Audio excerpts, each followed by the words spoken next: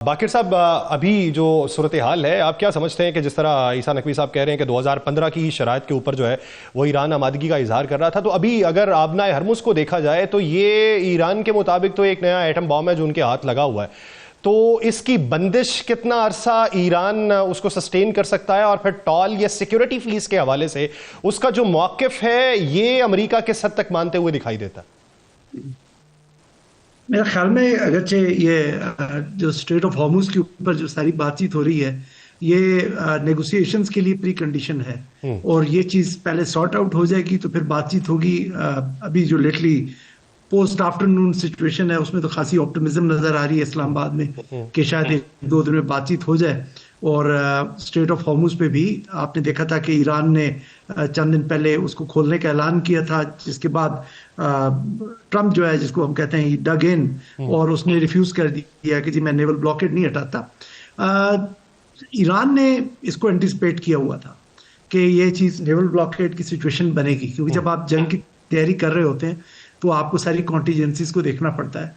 आपने अगर उन दिनों की जब ये वॉर चल रही थी तो आप पुराने इनकी जो रिपोर्टिंग है वो निकालें तो आप देखेंगे कि ईरान से एक्सपोर्ट्स यकदम बढ़ गई थी।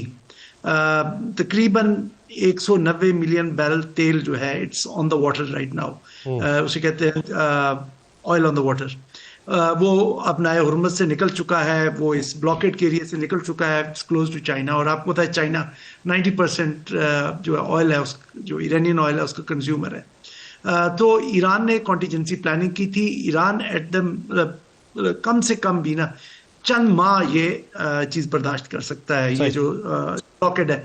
और जो अमेरिका की जो कैलकुलेशन है ये ब्लॉकेड करने की, although it's an act of war, आप एक तरफ सीज फायर कह रहे हैं, एक तरफ कह रहे हैं कि ये हमने ब्लॉकेड जारी रखेंगे, तो उसमें यह है कि जी एक तो ईरान की इकोनॉमिक स्ट्रैंगुलेशन करनी है, और दूसरा यह है कि आपने जो ऑप्शन है एस्केलेशन का या काइनेटिक ऑपरेशन का वो भी टेबल पे रखा हुआ है। दो कैरियर ग्रुप्स वहां पे लगे हुए हैं, तीसरा जॉर्ज बुश जो है वो पहुंच रहा है, और 3 कैरियर्स के साथ आप किसी वक्त ईरान पे अटैक नहीं कर सकते हैं। चौथा यह है कि आप ईरान को एक डिसाइसिव आउटकम नहीं देना चाहते। अगरचे ईरान को एक स्ट्रेटेजिक अपर हैंड हासिल है, तो लगता ही है कि ये चीज अभी ज्यादा कोई देर टेनेबल नहीं होगी, क्योंकि इससे मिसकैलकुलेशंस होंगी। और जैसे आज के दिन के हमने देखा कि 3 कमर्शियल वेसल्स को 2 को तो कैप्चर किया है, डिसेबल किया है, तो ये चिंगारी किसी वक्त भी भड़क सकती है। अगर डायलॉग नहीं होता तो मुझे लगता है कि बड़ी एस्केलेशन के यानी मुज़ाकरात नहीं होते तो फिर जंग जो है वो तवालत इख्तियार करती दिखाई देती है। बाकिर साहब, जिस तरीके से ईसा नकवी साहब बात कर रहे हैं कि वो ब्लॉकेड के मुतासरीन कोई 2-4 तो है नहीं, जिस तरह बात हो रही है कि खाद के हवाले से खाद में कमी का सामना करना पड़ेगा, और ऐसे मौसम में कि जिसमें बवाई हो रही है, और पता चलेगा अगले 3-4 माह बाद जाके कि कितनी फसल कम हुई, कितनी महंगी हुई और ग़िज़ाई किल्लत कितनी हो जाएगी। तो इस वक्त जब मुतासरीन इतने ज़्यादा हैं तो फिर मुतासरीन के ज़्यादा होने पर मुशावरत या सिफारिशात या तजावीज़ या मिन्नतें एक मुल्क जो है वो क्यों बहुत ज़्यादा कर रहा है, बाकी ममालिक का उसमें किरदार क्यों पसे पर्दा दिखाई दे रहा है? आप ये मुतासरीन की बात कर रहे हैं, जो इनडायरेक्टली मुतासर हो रहे हैं वो तो सारी दुनिया मुतासर हो रही है, ऑस्ट्रेलिया से लेके अमेरिका तक। जो इमीडिएट मुतासरीन है वो आपको नेगोशिएशन टेबल पे नजर नहीं आते। आप जो डायरेक्ट नेगोशिएशन टेबल है उस पर आपको कोई अरब कंट्री को गल्फ कंट्री नजर आ रहा है, और यही चीज वहां पर अगरचे वोकल ही नहीं कही जाती, लेकिन पसे पर्दा ये बातें हो रही हैं कि हम भी तो मुतासिर हुए हैं जंग से, हमारे साथ तो कोई बात नहीं कर रहा। तो ये सारा पावर डायनेमिक्स है दुनिया की। इस वक्त जो डायरेक्ट 2 पावर्स कॉन्फ्लिक्ट में है, वो अब इस वक्त नेगोशिएट कर रही हैं अपनी पोजीशन ऑफ स्ट्रेंथ से, कि उनके पास कितनी स्ट्रेंथ है, उसी के हिसाब से वो डिटरमिन कर रहे हैं कि इसका फेट क्या होगा इस पूरी एक्सरसाइज का। ये जो अब सीज फायर हुआ है यूनिलैटरली और इंडेफिनिट पीरियड के लिए, बजाय तो इंडेफिनिट पीरियड के लिए है, अगर से अब जर्नलिस्ट वहां के अमेरिका कहना शुरू चंद दिन के लिए ये बात है, ये अपॉर्चुनिटी चंद दिन के लिए, लेकिन ये है कि आप ये देखिए कि अमेरिका अगर ईरान को स्ट्रेंगुलेट करने की बात कर रहे हैं तो अमेरिका खुद कितनी देर सस्टेन कर सकता है। आज पूरे दिन में, मतलब मेरे अभी लेटेस्ट में आपके साथ बात करते हुए चेक किया, आखिरी मेरा डाटा 1 बजे का ही है, दोपहर 1 बजे तक सिर्फ एक जहाज गुजरा था, और वॉर के दौरान कम से कम 14 जहाज स्ट्रेट ऑफ हॉर्मुज से गुजर रहे थे। अब इसका इम्पैक्ट आप अंदाजा करें कि आने वाले दिनों में पेट्रोलियम की प्राइसेस जो हमें फौरन से पे करनी पड़ती हैं वो क्या होगा। और सेकेंडली ये है कि ये जो आपका जो अभी तक जो मैं इसलिए इसको कहता हूँ कि ये एक तरह का स्टेटस को नहीं है, ये आपने एक सिचुएशन को फ्रीज कर दिया है, क्योंकि आपने मसाइल का हल नहीं ढूंढा। जो आपके बुनियादी मसाइल थे, आपने जो एक्ट ऑफ वॉर है वो भी कर रहे हैं, सिर्फ आप कह रहे हैं कि जी हमारा एक सीज फायर है। तो इससे तो मसले हल नहीं होते किसी भी वक्त पर।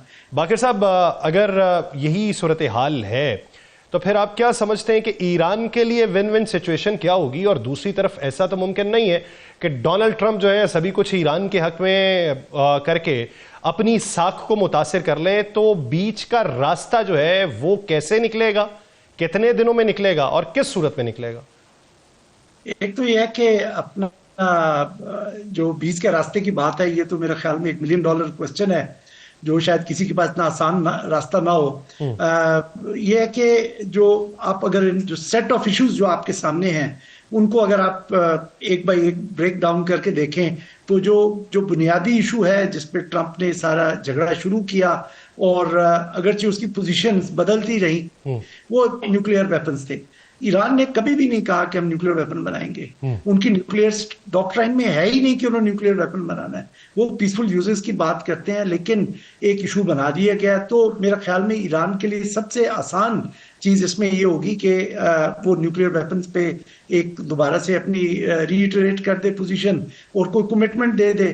और गालबन यही चीज जो ओमान में प्रोसेस हो रहा था, जो जेनेवा में सॉरी प्रोसेस हो रहा था ओमान की मेडिएशन में 2 दिन पहले तक जंग के शुरू होने से, तो उसमें भी जो एग्रीमेंट था मोर और लेस यही हो चुका था कि जी वो अपना जो स्टॉक पाइल्स हैं उनको डाउन ब्लेंड कर देंगे, स्टॉक पाइलिंग मजीद नहीं करेंगे, नहीं बनाए। तो मोर और लेस आपको उसकी इर्द मिलेगा। रीजनल पोस्चर में मैं चेंज इसलिए नहीं देखता कि ईरान की सारी जो क्रेडिबिलिटी है उस के अंदर, आपने देखा ना, ईरान अकेले तो नहीं पूरी जंग लड़ सकता था, उसके साथ उसके एलाइज थे जिनकी ओबिचुरीज सब तकरीबन वेस्टर्न मीडिया ने क्या अपने अरब ममालिक में हर जगह लिख दी गई थी कि हिजबुल्लाह खत्म हो गई, हश्द शाबी खत्म हो गई, अंसारुल्लाह हो गई, ये अपना सब खत्म हो गए। लेकिन जिस तरह से डट के लड़े, ईरान तो अपने मुल्क के लिए लड़ा था, जिस तरह उन लोगों ने निकाला है अपना अमेरिका के खिलाफ मतलब लड़ाई लड़ी है। इराकियों ने तो आपको पता है कि मेनलैंड से अमेरिका को 24 आवर का अल्टीमेटम देके निकाल दिया था।